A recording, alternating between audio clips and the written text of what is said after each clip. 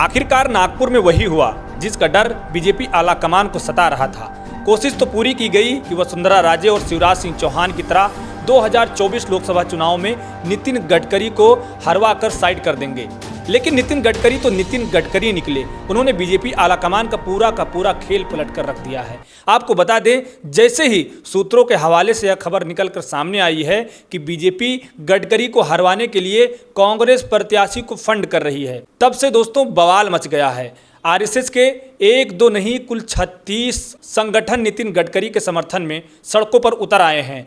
खुली बगावत हो गई है, खुली चुनौती दी जा रही है। ये उस नागपुर का हाल है जहां पर 19 अप्रैल के पहले चरण में मतदान में वोटिंग होने वाली है। उस नागपुर में आखिर क्यों बवाल मचा हुआ है और कैसे आरएसएस और बीजेपी आमने सामने आ गई है। खबर आप देखिए भास्कर की। देखिए, इसमें लिखा हुआ है कि नागपुर में गडकरी के लिए उतरे आरएसएस के 36 संगठन। कांग्रेस कैंडिडेट मजबूत, लेकिन विपक्ष के बिखरने से बीजेपी को फायदा।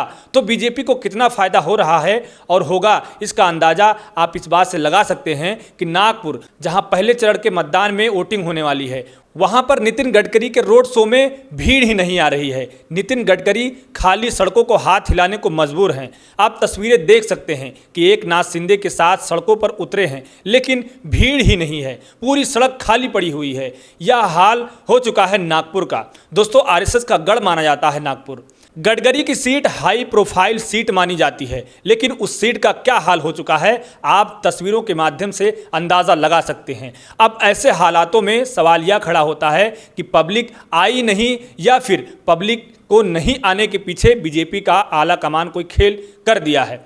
खबर भी मौजूद है। खबर आप देखिए जनसत्ता की। देखिए, इसमें लिखा हुआ है कि आरएसएस के गढ़ में कांग्रेस को क्यों है जीत की उम्मीद। नागपुर में आसान नहीं नितिन गडकरी की राह। तो नितिन गडकरी की राह आसान है या नहीं, या फिर कि मुश्किल बनाई जा रही है, सवाल खड़ा होता है।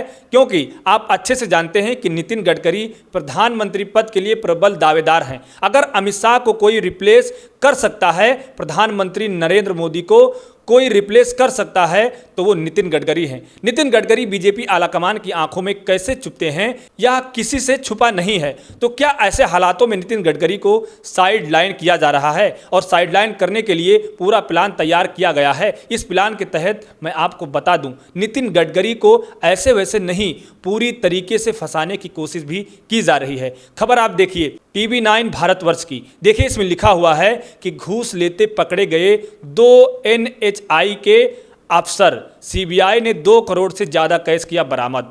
तो NHI में गिरफ्तारी हो रही है। नितिन गडकरी के मंत्रालय में गिरफ्तारी की जा रही है। और यह खबर 2024 की है। लोकसभा चुनाव नज़दीक हैं, लेकिन उसके ठीक पहले CBI एक्शन लेता है। 2 नितिन गडकरी के करीबी अधिकारी हैं, उन्हें गिरफ्तार किया जाता है, वो भी घूसखोरी के आरोप में। अब तक की 8 लोगों की गिरफ्तारी हो चुकी है दोस्तों। और शक और भी ज़्यादा गहरा तब हो जाता है जब लोकसभा चुनाव के ठीक पहले गिरफ्तारी होती है, वह भी नितिन गडकरी के मंत्रालय में गिरफ्तारी होती है। सिर्फ एक लौती खबर नहीं है, एक और अखबार दिखाता हूं।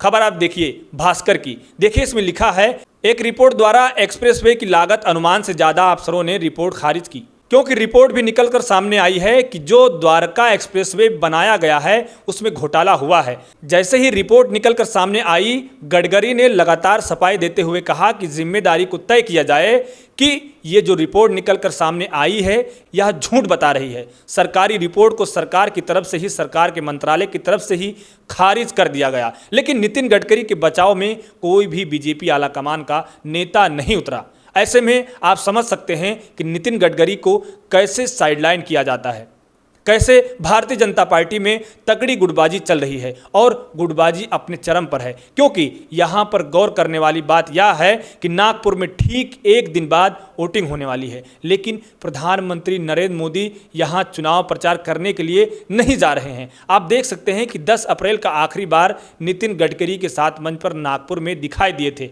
लेकिन उसके बाद से प्रधानमंत्री नरेंद्र मोदी ने नागपुर का कोई भी दौरा नहीं किया है, ना बाद में गए हैं। आज असम पहुंचे हुए हैं। एक दिन बाद नागपुर में वोटिंग होने वाली है, तो प्रधानमंत्री नरेंद्र मोदी वहां पर जाकर प्रचार कर सकते थे, लेकिन पीएम मोदी को नागपुर से ज्यादा जरूरी असम दिखाई दे रहा है। आप जानते हैं कि पूर्वोत्तर के राज्यों में बीजेपी की हालत कितनी खराब है। ऐसे में नागपुर बचाना ज्यादा जरूरी है, या फिर कि असम। ऐसे में आरएसएस और बीजेपी सामने आ गई है। आपको बता दें, जहां एक तरफ प्रधानमंत्री नरेंद्र मोदी नागपुर में प्रचार करने के लिए पहुंचे नहीं हैं, वहीं दूसरी तरफ आरएसएस ने कमान संभाली है। एक दो नहीं 36 संगठन नितिन गडकरी के समर्थन में उतर आए हैं। आप तस्वीरें देख सकते हैं, आप खबरें देख सकते हैं कि किस तरीके से नागपुर में खुली बगावत हो गई है। और तो और अब बीजेपी आला कमान को खुली चुनौती दी जा रही है, क्योंकि मैं आपको बता दूं, अगर पूरा महाराष्ट्र भारतीय जनता पार्टी हार जाए तो उतनी फजीहत नहीं होगी जितनी फजीहत अब होगी जब नितिन गडकरी नागपुर हार जाएं। इसलिए नागपुर को बचाने के लिए नितिन गडकरी जी जान लगा रहे हैं। प्रधानमंत्री नरेंद्र मोदी बैक फुट पर चले गए हैं तो आरएसएस फ्रंट फुट पर आ गया है।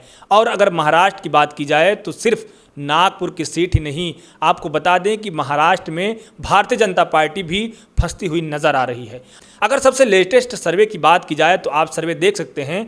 महाराष्ट्र लोकसभा पोल का सर्वे कहता है कि इंडिया गठबंधन मजबूत हुआ है, एनडीए कमजोर हुआ है। आप सीटें भी देख सकते हैं, इंडिया गठबंधन को 23 से 26 सीटें मिलती हुई नजर आ रही हैं, वहीं एनडीए को 21 से 24 सीटें मिलती हुई नजर आ रही हैं। 48 लोकसभा सीटों वाला राज्य महाराष्ट्र, और उस महाराष्ट्र में सिर्फ नितिन गडकरी नहीं, पूरा एनडीए फंसता हुआ नजर आ रहा है। नितिन गडकरी को बीजेपी सपोर्ट नहीं कर रही है और आरएसएस नितिन गडकरी को सपोर्ट करने में उतरी हुई है। ऐसे हालातों में पब्लिक को साफ दिखाई दे रहा है कि इनमें कैसी आपसी गुटबाजी है। इसलिए इंडिया गठबंधन मजबूत हो रहा है और एनडीए कमजोर हो रहा है।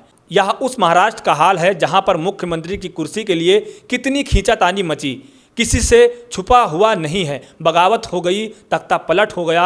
और अब जब लोकसभा चुनाव आए हैं तो भारतीय जनता पार्टी महाराष्ट्र में कितनी बुरी तरीके से फंस रही है, यह सर्वे अपने आप में बयां करते हुए नजर आ रहे हैं। एक तरफ बीजेपी फंस रही है, वहीं दूसरी तरफ नितिन गडकरी को निकालने के लिए आरएसएस सामने खड़ा हो गया है। अब ऐसे में सवाल यह खड़ा होता है कि क्या नितिन गडकरी को साइडलाइन करने के लिए भारतीय जनता पार्टी का प्लान एक्सपोज हो गया है? क्या ऐसे हालातों में आरएसएस और बीजेपी आमने सामने आ गए हैं? और जब आरएसएस और बीजेपी आमने सामने आ गए हैं तो ऐसे में क्या इंडिया गठबंधन बाजी मारता हुआ नजर आ रहा है? 48 लोकसभा सीटों वाले महाराष्ट्र में आपको क्या लगता है इस बार भारतीय जनता पार्टी का क्या होने वाला है? इस सवाल के जवाब में और इस पूरी खबर में जिस तरीके से आरएसएस वर्सेस बीजेपी खुले तौर पर शुरू हो गया है, इस पर आपकी क्या राय है हमें कमेंट बॉक्स में ज़रूर लिखें। खबर को ज़्यादा से ज़्यादा शेयर करें, हमारे चैनल को सब्सक्राइब करें और घंटी जैसी आकृति को लाइक करें। नमस्कार।